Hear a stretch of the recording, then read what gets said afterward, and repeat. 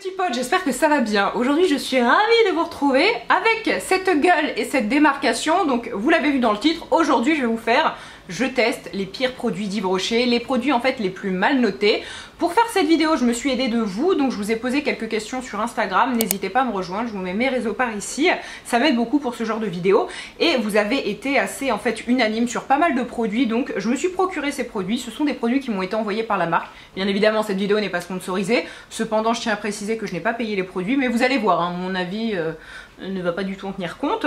Donc je me suis inspirée de vous, mais aussi beaucoup des commentaires que j'ai lus sur le site d'Yves Rocher. Comme vous allez le voir, c'est un sacré fiasco, alors pas pour tout, mais quand même une bonne majorité des produits. Et en fait là mon teint, j'ai l'impression que ça passe à peu près, je dis bien à peu près à la caméra. Ça va être la séquence juste après et je vous assure que c'est une catastrophe. J'ai vraiment la gueule blanche et après je passe au orange. Donc comme ça un petit changement de couleur, c'était pas prévu, mais c'est oh là là là là, ça fait blanc lavabo. Orange comme le fruit, voilà, c'est pas top. Bref, avant de rentrer dans le vif du sujet, ces derniers temps je me lisse un peu plus les cheveux, je les laisse un peu pousser. Et je suis allée en fait il y a pas longtemps chez mon coiffeur Tarantino à Metz. Donc vous avez toujours moins 20% quand vous y allez de ma part. Je vous dis ça mais c'est absolument pas sponsor non plus, hein. C'est juste le coiffeur qui me donne ce code parce que bah voilà c'est cool je trouve. Je suis toujours aussi satisfaite. Je me fais coiffer par Emmanuel et par Charlène qui s'occupent de ma couleur. Je les aime beaucoup et si vous êtes dans la région et que vous cherchez un nouveau coiffeur, n'hésitez pas à aller les voir. Ils ont aussi un salon à Romba d'ailleurs si ça vous intéresse, mais voilà, dans tous les cas là j'ai refait ma couleur, j'ai fait quelque chose de plus uniforme en fait. Je tends, oui je le dis bien, vers le naturel doucement, hein, mais c'est vrai que je porte mes cheveux un peu plus naturels finalement. Bref, voilà, je vais arrêter d'épiloguer sur mes cheveux, on s'en tape. Je vous laisse avec la suite si ça vous intéresse. Donc on se retrouve en gros plan pour tester ce fond de teint et ces éponges. Le fond de teint était assez mal noté, il avait 2 et quelques il me semble. Alors comme ça de tête je ne me souviens plus de toutes les notes, mais j'essaierai de vous le préciser quand je les connais. Donc il avait 2 et quelques et les gens ne l'aimaient pas, souvent à cause du fait qu'il s'oxyde, qu'il s'étale mal et qu'il ait tendance un petit peu comme ça à marquer notre petite zone de sécheresse, ce genre de choses là. Donc pas top. En gros, pas un joli rendu, ce qui est dommage pour un fond de teint, hein, vous en conviendrez. Et ensuite, ces éponges qui étaient au prix de 4,50€ les deux. D'ailleurs, ça je ne l'ai pas dit, mais c'est 23€ sans réduction. Et là, 4,50€ les deux, ce qui est quand même assez cher. Et les gens leur reprochaient en fait qu'elles vieillissent mal, c'est-à-dire qu'elles se nettoient mal, que l'application n'est pas du tout facilitée, que ça dépose mal le produit. Ce qui est aussi assez dommage pour des éponges qui servent à appliquer un fond de teint, on est d'accord. Donc on va y aller avec l'application, je le secoue un peu. Je sais pas s'il faut le secouer, mais dans le doute, c'est toujours mieux. Ah, par contre, il est méga foncé. Ça se présente avec une pipette, donc ça c'est plutôt pratique. Je vais en mettre sur ma main. Oh, mais il est... Je vais pas dire qu'il est caramel, hein, j'exagère, je suis marseillaise, mais oh, ça le fait pas du tout. Au niveau de la consistance, c'est hyper chelou. Je comprends pourquoi les gens ne l'aiment pas. Je sais pas si vous allez voir, mais en fait, si vous voulez, il est à moitié liquide, à moitié crémeux. Ça ressemble, vous savez, à la crème fraîche. Quand vous ouvrez de la crème fraîche, souvent il y a une espèce de petit eau au-dessus, et ensuite bah, il y a la crème fraîche qui est plus solide. Et ben là c'est pareil, il y a une autre fond de teint et du fond de teint après. Pourtant je l'ai secoué. Hein. Ah, puis vraiment il est orange pour ma carnation quoi. Bon, on va y aller. Oh oh, mais attendez, je vais vous faire un zoom. Parce que j'ai l'impression que... Oh, mais c'est orange! Wesh! Non mais vous êtes d'accord avec moi? Oh, moi je vais arrêter de faire toutes les 2 secondes. Mais en fait si vous voulez, le pire c'est que j'ai l'impression qu'à la caméra ça passe. Mais en vrai, je vous jure les gars, mais vraiment je vous jure, je suis orange. Et effectivement il s'étale très très mal parce que...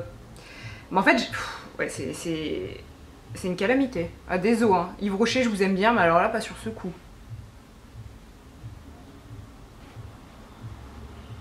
Mais je l'applique juste parce qu'il faut l'appliquer, mais je vous jure, le résultat est, désolé du mot, mais dégueulasse. En fait, il a tendance à très vite sécher sur la peau, c'est-à-dire que quand vous le travaillez, il faut très vite le travailler, sinon tout de suite, c'est comme s'il imprégnait la peau et donc ça fait des espèces de patchs de couleurs qui sont plus foncés à certains endroits.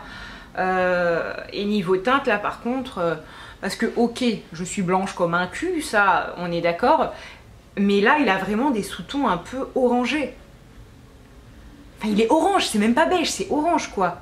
Puis en plus il est moche parce que sur la peau, je suis désolée je démonte le produit. Je crois que c'est la première fois en 7 ans de chaîne que je démonte autant un produit, mais il est moche parce qu'en fait sur la peau il donne juste une couleur un peu orangée. mais il n'y a pas d'effet un peu velouté, un peu, je sais pas, plus lumineux. Enfin, en fait, c'est juste la peau est devenue orange. Mais on voit encore vos imperfections, vos petites irrégularités au niveau de votre teint. Mais c'est abject. Et en plus, comme je vous l'ai dit, il a tendance un peu à marquer, ce qui fait que là, par exemple, tout le pourtour de ma lèvre, il est au plus foncé. D'ailleurs, en ce qui concerne les éponges, en fait, le fond de teint est tellement catastrophique qu'à côté, je trouve que les éponges, ça va. Cependant, pour 4,50 €, je trouve quand même que c'est un peu chiant. Ouais, bon, les éponges sont pas ouf du tout, mais je trouve que le fond de teint est encore pire. Impossible que je sorte comme ça. On voit une démarcation de ouf entre mon cou, juste mes mains et mon visage. Maintenant, je vais passer à l'application d'un correcteur jaune qui est là donc pour corriger les cernes qui ont tendance à être bleutées. Donc ce genre de produit, on l'applique en couche fine, puis après, en fait, on vient appliquer un correcteur parce que ça ne s'applique absolument pas seul. Je sais que beaucoup de personnes font cette erreur, entre guillemets. Et qu'est-ce qu'on lui reproche à ce correcteur? Souvent, j'ai vu des gens dire qu'il était trop épais, d'autres qu'il était trop fin.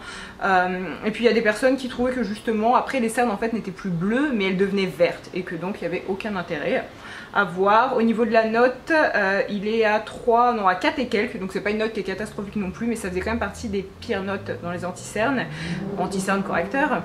Et il est à 13 €. Bon, l'application, franchement, j'ai pas grand chose à dire. Oh, mais je vous jure, ce qui me choque, c'est ce teint. Ce teint dégueulasse. Alors j'attends quelques instants et puis je vais très légèrement tapoter et ensuite je vais venir appliquer le correcteur, enfin l'anti-cerne pardon. Et oui, mon teint est tellement orange que ok, mon dessous de l'œil est jaune, mais finalement ça se remarque pas trop vu que je suis orange, ça va, on reste dans les tons chauds, pourquoi pas, c'est carnaval sur ma tronche. Bon, je vais appliquer, je vais directement passer à l'application de mon anti-cerne qui est aussi un anti-cerne Yves Rocher. En revanche, celui-ci, je ne l'ai pas inclus dans la vidéo parce que dans cette vidéo, ce sont les pires produits que je teste et celui-ci, ça fait partie des meilleurs. En tout cas, il a une très bonne note sur le site et je l'ai beaucoup aimé. Il est assez récent, il s'appelle l'anti-cerne tout simplement. Je trouve qu'il couvre bien les cernes, je trouve aussi qu'il est assez naturel, il tient bien, donc il n'y a aucun souci de ce côté-là, par-dessus le correcteur. Je sais que par le passé, en fait, moi d'habitude, j'utilise pas du tout de correcteur sous mon anti-cerne.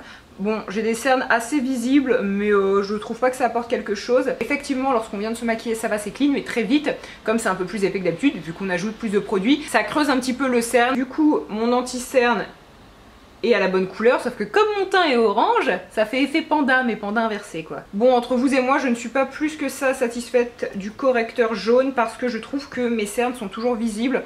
En tout cas, au retour écran, ça semble à peu près aller, je ne sais pas, je verrai au montage. Mais lorsque je me regarde dans le miroir, on voit toujours un petit peu le côté bleuté des cernes. Or, il était censé justement corriger cela. Donc pour moi, c'est un peu superfétatoire. On peut tout à fait s'en passer. Et ouais, je valide pas plus que ça. Et pour l'instant, vous êtes d'accord, il n'y a pas grand chose que je valide. Bref, produit suivant. Justement, on va continuer le maquillage avec cette poudre matifiante Peau Parfaite en teinte rose éclair. Elle est au prix de 23 €. Et ce que la plupart des gens lui reprochaient en fait, c'est que le produit se prélève assez mal. Et que donc il n'y en a pas assez, que ça s'applique pas bien et voilà, c'est pas ouf. Elle était notée je crois 3 et quelques, donc c'est pas non plus une note catastrophique mais c'est pas une note terrible. Et ensuite je vais l'appliquer justement avec ce pinceau Kabuki qui était à 19,90 €. Et ce que les gens lui reprochaient en fait, c'est le fait qu'il perde ses poils. Et oui, ah oui, ah oui, oui, je me souviens. Et qu'il pue, et effectivement les gars, il sent le champignon de Paris. C'est très chelou. En fait, c'est un mélange de plastique et de champignons de Paris. Parce que je me souviens que quand je l'ai sélectionné, j'ai regardé un peu les commentaires et beaucoup de gens, quand ils n'étaient pas satisfaits du produit, disaient « Mais ça pue !» Ce genre de poudre, normalement, je les applique à la houppette parce que je trouve que comme ça, on dépose plus de produits. Mais là, je vais y aller au Kabuki. Alors, je suis pas forcément d'accord avec les gens qui disent que ça se prélève mal parce que... Bon, vous pouvez pas le voir, mais je trouve qu'il se prélève tout à fait correctement. Mais elle se voit très très peu. Je trouve qu'elle matifie pas mal, donc ça, c'est bien. Je ne suis pas aussi critique que les gens, je la trouve pas trop mal. Je trouve qu'elle matifie vraiment le teint, ça c'est vrai, parce que j'avais encore des petites brillances, mais alors là plus du tout. Et je trouve qu'elle a un joli effet, elle est assez peu perceptible, donc c'est chouette. La poudre, je peux vous la recommander. Je trouve qu'elle est quand même un peu chère, 23 balles pour une contenance de pas grand chose, je vais vous dire combien, 10 grammes.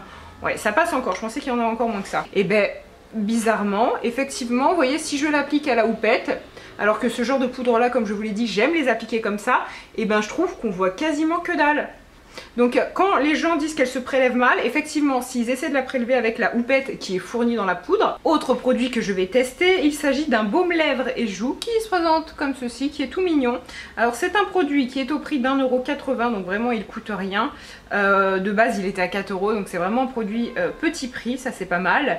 Et c'est un produit qui est en fin de collection, donc si vous voulez l'acheter, bah, faut vous grouiller. Je vais vous dire ensuite au niveau des notes, il était noté à 3 et quelques, donc ça va, c'est pas catastrophique. Et en fait c'est surtout une personne qui a fait vraiment descendre la moyenne parce qu'il y a assez peu de notes sur ce produit finalement. Et c'est une personne en fait qui lui reproche une mauvaise tenue. Après c'est un baume à lèvres, donc c'est que les baumes à lèvres ça tient assez mal en général. Et aussi une couleur trop artificielle, et c'est vrai qu'au niveau de la couleur on est sur quelque chose de très corail, donc on va voir ce que ça donne. En ce qui me concerne, je vais l'appliquer sur mes lèvres, et au niveau de la texture, c'est très particulier. En fait on a vraiment le doigt qui s'enfonce, donc c'est pas un baume qui va être gras mais un peu plus aérien. Oui effectivement c'est un rose Barbie hein. Donc la texture j'aime beaucoup, après c'est la couleur quoi. C'est rose Barbie hein, donc soit on aime, soit on déteste. Pour ma part, en vrai pour 1,80 € je peux quand même vous le recommander. En plus il a un petit côté mat, donc en vrai de vrai, non je l'aime bien. Je l'aime bien, c'est juste voilà, faut être habitué. Oh putain de merde, oh, je suis désolée, je suis vulgaire. Zut, diantre, sapristi. Je vais en mettre un petit peu sur mes joues. Je vais tenter l'application au doigt. Ça dépose, la matière se dépose jamais très uniformément. Ouais bon, en tant que blush, je sais pas si vous voyez mais c'est pas très uniforme. En tant que blush, je valide pas. Puis je vais appliquer un duo poudre de soleil à 9,95 €. C'est un produit qui est à l'heure actuelle à moins 62%. Sinon il est à 26,50 €, donc c'est quand même assez cher je trouve. J'ai choisi la teinte léger et je vous avoue que je regrette un peu parce que vous allez le voir c'est méga pâle. Et en plus là je suis orange. Et en ce qui concerne les critiques, encore une fois, c'était que le produit se prélevait mal et que c'était trop léger, pas assez perceptible. Et c'est vrai que bon, si la personne a choisi la même teinte que moi, effectivement c'est trop léger. Donc je vais tout faire avec ce kabuki qui sent les champignons de Paris mélangés au plastique. Délicieux, si vous ne connaissez pas la recette, vraiment je vous la recommande. Alors bon, normalement un contouring ça ne se fait surtout pas au kabuki. Moi ce que je vais faire pour un petit peu tricher, c'est que je vais l'aplatir comme ça, et voilà, c'est un système D. Hein. Si jamais vous êtes en vacances, que vous n'avez aucun pinceau, sachez que bon, c'est pas la meilleure chose du monde, mais ça se fait quand même.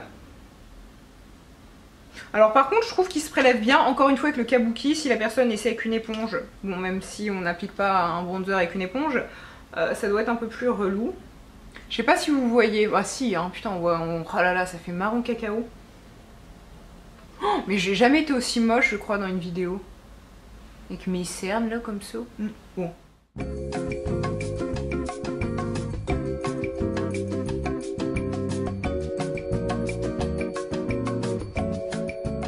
Maintenant je passe à l'application du liner, et là c'est un des produits les moins bien notés du site puisqu'il obtient une note de 1 et quelques, il est au prix de 11,90 €, et en fait s'il a une note si basse, et bien c'est à cause de certains avis qui sont assez récents, puisque visiblement Yves Rocher a sorti en fait, a ressorti le même produit mais avec un pinceau différent, et le fait que ce ne soit plus le même pinceau, ça rend l'application beaucoup plus difficile. Il y a des gens qui disent que c'est une énorme déception, que le produit est à fuir, que ça ne va pas du tout, qu'avant il était génial, mais que maintenant à cause de ça le pinceau est trop souple et que donc c'est super chiant à appliquer. Donc on va voir ce que ça donne. Moi je dois vous avouer que j'ai jamais testé la version précédente. J'ai déjà testé des liners de chez Yves Rocher il y a longtemps et je me souviens que c'était pas une catastrophe. Je me souviens pas de quelque chose de fantastique, mais j'ai pas non plus un avis qui est super négatif. Alors le pinceau est très fin, ça les gens le disaient, je suis d'accord. Pour l'instant bon, on va voir au niveau de la virgule, hein, c'est là où c'est le plus compliqué.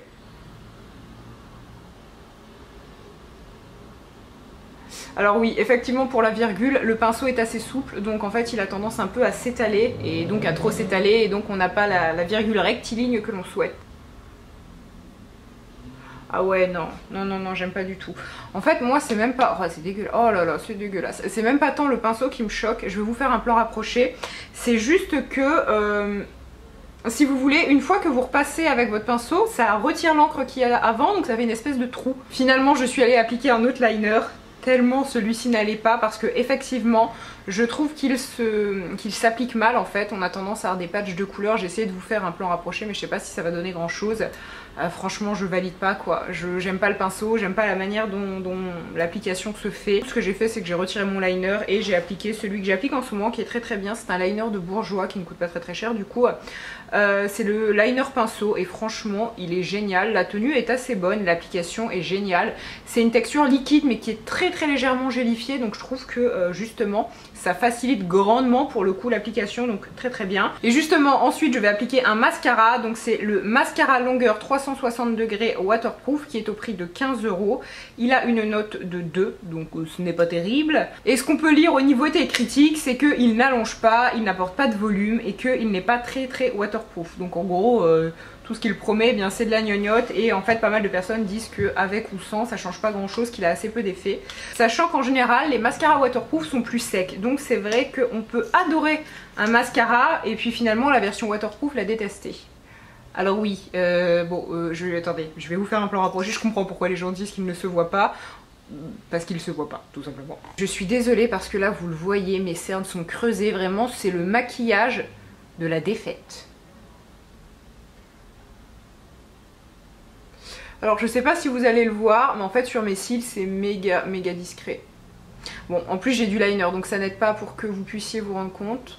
Moi je le trouve pas non plus catastrophique, mais parce que j'ai une frange de cils déjà qui est assez recourbée comme je fais des raies aux cils, donc je trouve que c'est très discret pour un maquillage assez discret, pas quand vous portez du liner hein, clairement. Ça peut passer, mais si vous cherchez du volume ça va être une catastrophe. En fait le mascara c'est vraiment quelque chose de personnel parce que ça dépend de la nature de vos cils. Et finalement le tout dernier produit que je vais appliquer, donc par dessus le baume à lèvres hein, histoire de tester un produit en plus et d'avoir une autre catastrophe à vous présenter, je rigole. C'est un rouge vertige donc brillant, la teinte 07, donc c'est une espèce voire carrément un fuchsia.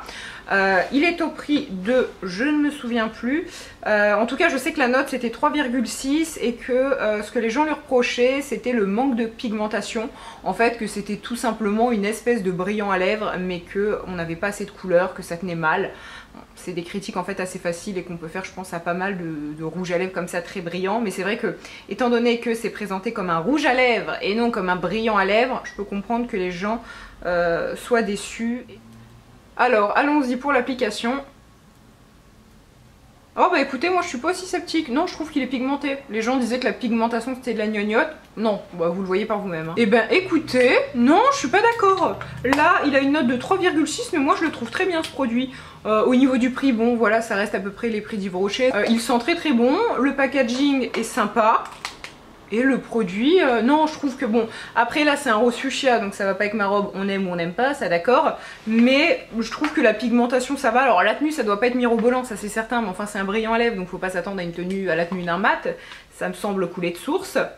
Mais la pigmentation est au rendez-vous. Donc si vous aimez les effets brillants à lèvres, ce qui n'est absolument pas mon cas, ça peut être pas mal, mais clairement ce produit-ci, je ne serai pas aussi vilaine en commentaire qu'avec les autres. Je trouve que ça va. Bref, sur ces bonnes paroles, et c'est beaucoup mieux lorsque je le dis avec un plan qui est beaucoup plus éloigné, comme ça vous vous rendez compte de la démarcation qu'il existe entre mon visage et mon cou. Et encore, je trouve qu'à la caméra ça passe presque. En vrai, je vous assure que non. Mais voilà pour ce test Yves Rocher. Donc j'ai testé les pires produits. J'espère que cette vidéo vous a plu. N'hésitez pas vous à me dire dans les commentaires une prochaine marque peut-être que vous aimeriez que je teste. Ou dites-moi les produits d'Yves Rocher que vous avez testés, que vous avez détestés. Ça me fera toujours plaisir ou pas hein, de lire ça. Moi sur ces très très bonnes paroles, je vous embrasse. Et puis surtout, je vous dis à très bientôt. Bye.